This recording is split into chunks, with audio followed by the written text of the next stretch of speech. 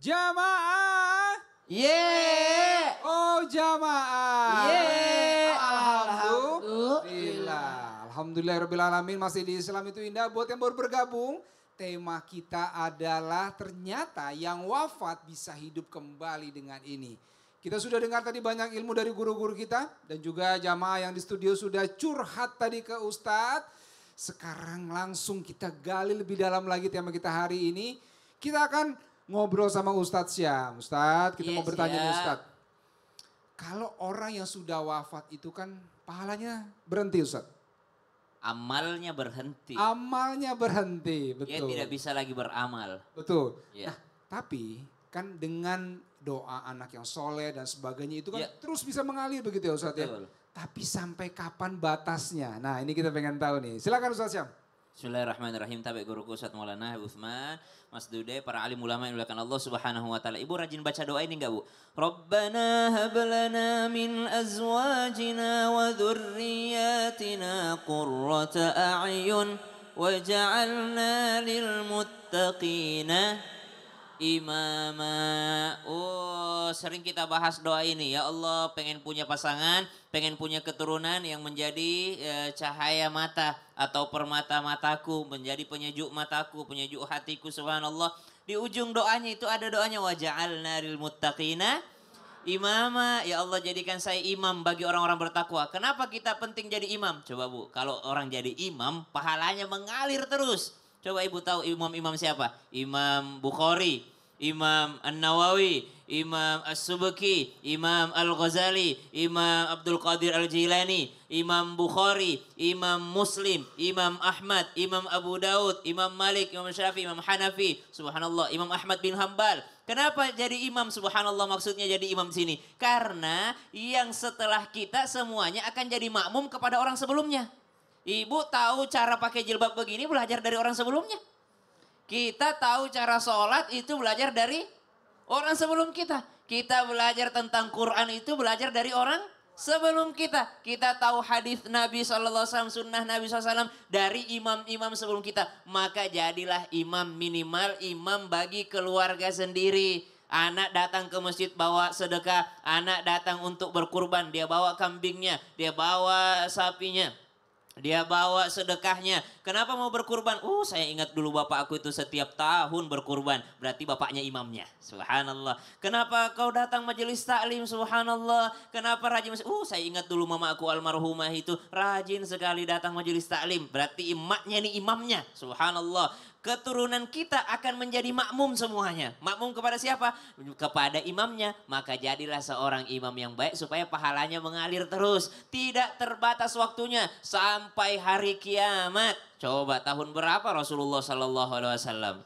Tahun berapa Imam Abu Bakar As-Siddiq, Imam Ali, Imam Utsman bin Affan, Imam Umar bin Khattab radhiyallahu anhum ajma'in. Tahun berapa mereka? Tapi sampai sekarang mengalir pahalanya karena kita selalu baca hadis Anas bin Malik. Imam Anas bin Malik yang ngomong. Siapa? Imam Al-Ghazali yang ngomong. Imam Bukhari yang ngomong. Masya Allah. Jadi sebenarnya tuh nggak ada batasan Ibu? Nggak ada batasan sampai hari kiamat. Sampai hari kiamat, Masya Allah. Asal kita jadi imam yang baik, mengajarkan kepada makmum kita. Betul, makmum akan mengikuti dan ketika mereka mengikuti pahalanya mengalir terus. Waduh Masya Allah. Boleh tepuk tangan buat Ustadz Syam. Terima kasih banyak.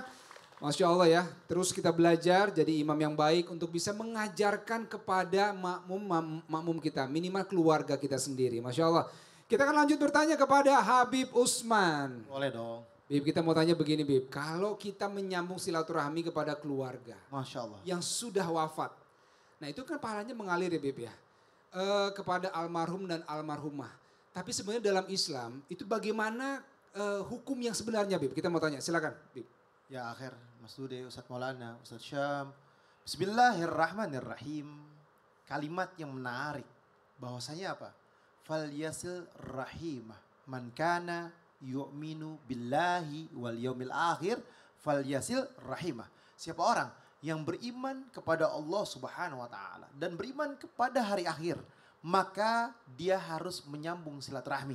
Ketika dia menyambung silaturahmi terhadap siapa? Orang tuanya nih. Orang tuanya yang berpulang ke rahmatullah. Memiliki temannya, memiliki kerabatnya. Ketika kita dekat kepadanya berarti kita menjalin silaturahmi. Ini yang disunahkan oleh baginda Nabi Muhammad Shallallahu Alaihi Wasallam. Bagaimana menghidupkan mereka yang telah berpulang ke rahmatullah sehingga masih ada dalam hatinya. Kita temuin teman-teman orang tua kita. Siapa teman bapak kita? Kita samperin. Kita silaturahmi. Kita dengar kebaikan apa yang ada pada orang tua kita. Dan ini mengandung sebuah apa? Mengandung sebuah hati yang kuat, yang niatnya bagus, yang Masya Allah menceritakan atau mendengarkan daripada orang tuanya. Dan punya girah, semangat agar apa? Jauh lebih baik lagi kehidupannya. Jauh lebih baik daripada orang tuanya. Misalkan temannya itu bercerita, orang tua kamu kalau sebelum waktunya sholat 10 menit atau 20 menit udah ada di masjid. Baca Quran, sholat. Nah kita harus lebih dari itu lagi. Orang tua kamu itu perkataannya baik, lemah lembut. Kita harus melakukan seperti itu. Karena apa? Menyambung silaturahmi itu kita mendatangkan pahala dari Allah Subhanahu wa taala, panjang umur, banyak rizki. Orang yang nyambung silaturahmi, panjang umur, banyak rizki. Dan orang yang memutuskan silaturahmi, maka dia la yadkhulul jannah. La yadkhulul jannah. Tidak akan masuk ke dalam surga. Siapa orang yang tidak masuk ke dalam surga, berarti dia masuk neraka. Siapa yang masuk neraka? Gara-gara nggak mau menyambung silaturahmi. Sambung silaturahmi kepada keluarga kita, saudara kita. Kurang-kurangnya telepon. Sekurang-kurangnya telepon. Sebaik-baiknya jumpain, temuin. Insya Allah penuh dengan berkah dan ridhonya Allah. Masya Allah, jadi keutamaan menyambung silaturahmi penting sekali ya Habib ya. Sangat penting. Insya Allah. Terima kasih Habib. Boleh tepuk tangan buat Habib. Semangat selalu kita ya menjalin atau menyambung tali silaturahmi. Sekarang kita masuk ke segmen curhat dong Ustadz. Iya, kami curhat. Siapa yang mau curhat Bu? Wah banyak ya, saya ke sebelah sini dulu ya Bu ya. Saya mau tunjuk yang pertama adalah ibu yang ibu yang di atas ini. Boleh Ibu, silakan. Boleh turun? Ya, silakan Ibu. Boleh sebutkan nama, dari mana, dan mau curhat apa? Assalamualaikum warahmatullahi wabarakatuh. Waalaikumsalam warahmatullahi wabarakatuh. Perkenalkan, nama saya Ibu Cucu dari Sagala Herang dari Majelis Taklim Khairul Ummah. Oke, boleh tepuk tangan buat Ibu Cucu. Subang. Dari Subang, curhat kepada Ustadz Syam dan Ustadz Maulana ya Bu ya. Apa pertanyaan Ibu? Curhatnya mau apa? Mohon izin Ustadz, Ya, curhat dong. ya. Saya ada titip pesan dari teman saya. Katanya begini, teman saya itu statusnya punya suami, tapi udah 2 tahun dia enggak dikasih nafkah lahir juga nafkah batin. Jadi untuk dia punya status itu bagaimana tindakan si istri supaya dia kalau mau dibaik-baikin dia gimana suaminya itu, kalau mau dicerai juga dia enggak gitu. Apa tindakan Jadi hukumnya pernikahannya digantung ya. Oh, iya. Kondisinya sekarang Sudah tinggal sama ibunya yang sudah ditinggal mati sama suaminya. berarti sudah pisah rumah. Pisah rumah. Oh, pisah Udah rumah. 2 tahun. Sudah 2 tahun. Terus kan nggak jelas Iya, status. apakah cerai atau tidak. Oke. Baik, silakan boleh langsung. Oh Ustadz Syam, silakan Ustadz. Baik, Bismillahirrahmanirrahim. Ada sekarang itu subhanallah sesuatu yang terlupakan ketika akad nikah tuh. Jadi orang mikirin dekornya, mikirin bunga-bunganya, mikirin undangannya, mikirin bajunya. Pas akad nikahnya ada sesuatu hal yang terlupakan sehingga nanti kalau suatu saat ada masalah dia juga bingung hukumnya. Padahal di buku nikah itu tertulis jelas di situ. Apabila saya meninggalkan istri saya selama ini berturut-turut. Apabila saya menyakiti fisiknya. Apabila saya menghilang tidak ngabarin. Maka istri saya berhak untuk mengajukan gugatan ke pengadilan. Lalu saya membayarkan denda. Lalu sang hakim mempunyai hak untuk memutuskan apakah pernikahan saya berlanjut ataupun pernikahan saya berpisah. Namanya sigat taklid itu. Itu penting sekali dibaca ketika akad nikah supaya sang suami juga sadar, berhati-hati dalam perlakuannya, berhati-hati dalam kewajibannya. Subhanallah. Itu sudah jelas semua. Jadi statusnya bagaimana, apa yang harus dilakukannya. Kalau memang mau berpisah dia datang ke pengadilan. Karena itu doang caranya supaya bisa berpisah. Kalau tiba-tiba jadi Istrinya yang ngajuin. iya, si istrinya datang ke pengadilan untuk dijatuhkan perpisahan oleh sang hakimnya, bahkan Tapi- dipanggil suaminya. Mohon maaf. Siap. Tapi dia itu kebingungan karena nggak punya biaya gitu. Sementara dia harus ngurus ibunya juga. Oke, baik, lanjutkan guru kita. Silakan Ustaz Maulana. Tidak usah jauh-jauh, datanglah ke kantor urusan agama. KUA, 223. KUA Kantor urusan, agama. iya datang ke sana. Nanti minta penjelasan, karena beliaulah yang menetapkan segala macam. Dan kantor urusan agama sekarang wakaf pun di situ. Sudah bisa wakaf di kantor urusan agama, semua persoalan agama bisa diserahkan di sana. Ya, terima kasih banyak kepada pemangku agama ya, pemangku syariat. Ini luar biasa yang mensahkan, yang membatalkan. Lebih baik ke sana dulu. Nanti diarahkan gimana solusinya. Dan saya yakin di sana alhamdulillah tidak ada korupsi. Tidak ada korupsi. Kenapa jadi boleh ke sana? Di sana enak. Kenapa? Semua dipermudah. Jadi yang mau menikah tidak ada biaya, datang ke kantor urusan agama. Gratis. Apa? Gratis. Gratis, nggak ada bayar. Nah, persoalan ini betul tadi Sasam laporkan untuk dijatuhkan talak. Sebenarnya kok sudah jatuh talak itu. Tapi ingat, kalau tidak dijatuh talak bahaya juga dia. Sepanjang itu suaminya zolim, tidak menafkahi kan, ada kan kewajiban. Kalau tidak menafkahi selama 3 bulan, ini 3 bulan boh. 3 bulan sudah jatuh talak dia. Talaknya siapa yang jatuh? Perempuan, bukan. Talaknya dia laki-laki. Maka jatuhlah talak saya. Kan? Itu kan dia. Ya. Kemudian 6 bulan berturut-turut tidak menyapa. Iya betul. Nggak menyapa seminggu wajar. Tapi kalau sudah 6 bulan ada masalah pasti. Apalagi memukul. Itu sudah jatuh talak itu. Wanita tidak boleh dipukul. Dan wanita tidak boleh dimarahin. Karena itu pukulan kata-kata. Apalagi istri dibully. Boleh. Apalagi terakhir. Tidak ada kabar. Ini 2 tahun sudah. Allahu Akbar. Jadi- Mudah-mudahan doakan supaya sadar. Baik. Solusinya Bu ya. Kantor Doakan urusan supaya agama. sadar. Bacakan surah Al-Fatihah 41 kali sesudah maghrib. Supaya dia sadar suaminya. Amin ya rabbal Datang alamin. ke KUA Bu, KUA daerah mana Bu? KUA daerah mana? Segala herang. Sagala Herang. Datang ke sana. Heran. Siap. Baik. Aman kok itu. Semoga permasalahannya cepat selesai dan menemukan jalan keluar Ibu ya. Boleh saya ambil mic Ibu, terima Terima kasih kasih, banyak. Baik, Ustaz Syam terima kasih, Ustaz Maulana terima kasih. Sekarang siapa lagi yang mau curhat? Nah, baik saya ke sini ya Bu ya. Silakan Ibu, boleh sebutkan nama dan dari mana dan apa yang mau dicurhatkan silakan kepada Habib Usman dan Ustaz Maulana lagi. Silakan Ustaz. Bismillahirrahmanirrahim. Assalamualaikum warahmatullahi wabarakatuh. Waalaikumsalam warahmatullahi wabarakatuh. Nama saya Haji Yati dari Majelis Taklim Khairul Ummah, Kecamatan Sagala Herang, Kabupaten Subang. Saya pernah datang ke pengajiannya ini. Oh iya pernah Ustaz? Yang benar Ustad. Saya mau bertanya Ustad, kiat-kiat apa dan doa apa supaya anak cepat datang jodohnya?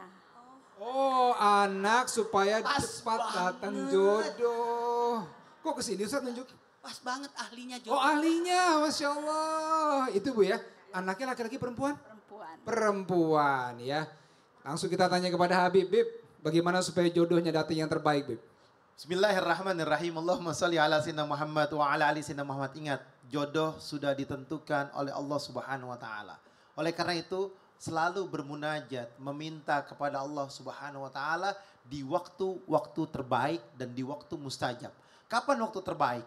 Waktu terbaik adalah sepertiga malam. Sepertiga malam dia bermunajat kepada Allah dari jam 1.15 sampai jam 2.15 menit atau 2.30 itu waktu mustajab sepertiga malam. Minta kepada Allah ketika manusia yang lain pada tidur. Karena Allah Subhanahu wa taala mendengar doa kalian. Minta yang terbaik sama Allah, minta yang soleh, solehah yang bertakwa kepada Allah. Tapi solehkan diri dulu, diri dulu. Jadi kalau mau mendapat pasangan yang solehah, solehkan diri dulu. Mau mendapat pasangan yang soleh, maka solehahkan diri kita dulu. Sehingga apa? Maka dapat pasangan yang tersebut. Dan tentunya minta ketika lagi sujud. Karena seorang hamba dekat kepada Tuhannya, yakni Allah Subhanahu wa taala, dalam keadaan sujud yang terakhir, minta sama Allah, teteskan air mata, berharap pasangan tersebut menjadi pasangan yang bisa membawanya ke dalam surganya Allah Subhanahu wa taala, bukan mencelakainya atau bukan menjadi sebuah keburukan di dunia. Kapan lagi waktu yang terbaik? Waktu yang terbaik adalah waktu ketika kalian berada di tempat yang dimuliakan oleh Allah Subhanahu wa taala, di Masjidil Haram, di kota Mekah ataupun di kota Madinah. Ada tempat-tempat mustajab, berdoa di situ. Tapi kita nggak mampu ke sana. Di mana doa yang terbaik lagi? Doa yang terbaikmu ada di doa ibumu. Kenapa di doa ibumu? Karena sebagaimana Imam Bukhari kecil tidak bisa melihat, tapi ibunya angkat tangan minta dengan hati yang yakin, bukan yang goflah. Sampai diketemui oleh Nabi Ibrahim dalam mimpinya, sungguhnya doamu dikabulkan sama Allah, bukan doanya Nabi Ibrahim. Karena kedudukan doamu sama seperti kedudukan doanya Nabi Ibrahim. Jadi doa ibu itu sama seperti doanya Nabi Ibrahim.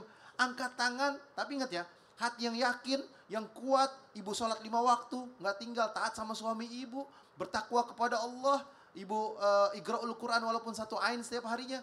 Doa ibu sama seperti doa Nabi Ibrahim. Niscaya ibu mendapatkan anak, insya Allah jodoh yang terbaik dari Allah.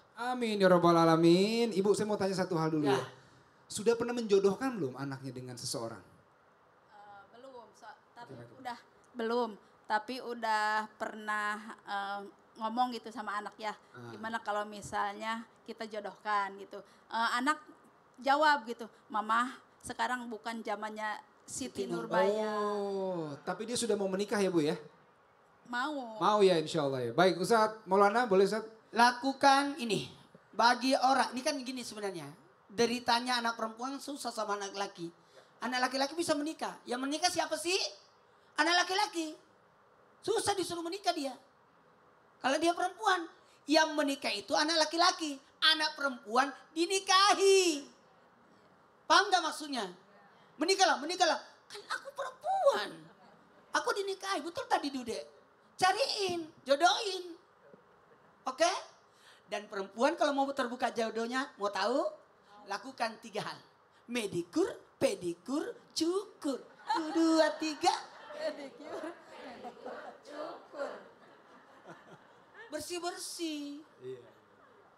Makanya ada bacanya kalau sesudah mandi berdandan, bacalah surah Al-Anbiya 89. Rabbila tasarni fardan wa anta khairul warisin. Ya Allah, janganlah kau membuat aku hidup menyendiri, berikan aku pendamping yang terbaik. Amin ya rabbal alamin. Masya Allah. Jadi kita doakan ya, semoga anak ibu dan semua yang belum menemukan pasangan, Allah berikan jodoh yang terbaik yang bisa membawa ke surga. Amin ya rabbal alamin. Baik, terima kasih Ustadz Maulana untuk ilmunya. Terima kasih Habib Usman, Ustadz Syam, dan juga ibu-ibu dari Subang. Terima kasih banyak. Kita ketemu lagi di episode berikutnya. Tetapi Islam itu indah, jamaah. Oh jamaah. Alhamdulillah. Assalamualaikum warahmatullahi wabarakatuh. Waalaikumsalam warahmatullahi wabarakatuh. Allah ya Nabi salam.